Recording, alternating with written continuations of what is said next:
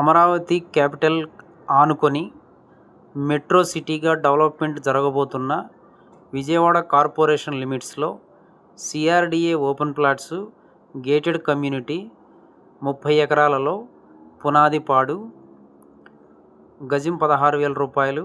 Spot registration, bank loan కూడా వస్తుంది. 100 అడుగుల మెయిన్ రోడ్ ఆనుకొని